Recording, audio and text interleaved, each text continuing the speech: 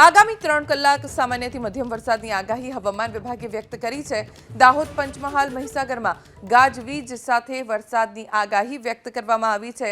અરવલ્લી, સાબરકાંઠામાં પણ ગાજવીજ સાથે વરસાદ પડી શકે છે। ઉત્તર ગુજરાત અને મધ્ય ગુજરાતમાં હવે વરસાદની જરૂરિયાત છે।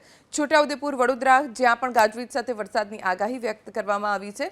ખેડૂતોને જોઈએ એવો વરસાદ વરસી શકે છે। ખેડા, આણંદ, ગાંધીનગરમાં મધ્યમ વરસાદની આગાહી હવામાન વિભાગે વ્યક્ત કરી છે। આ તરફ મહેસાણા, નર્મદા અને ભરૂચમાં મધ્યમ વરસાદ વરસી શકે છે। હવામાન વિભાગની આગાહી મુજબ સુરત, તાપી, ડાંગ અને વલસાડમાં મધ્યમ વરસાદ વરસી શકે છે।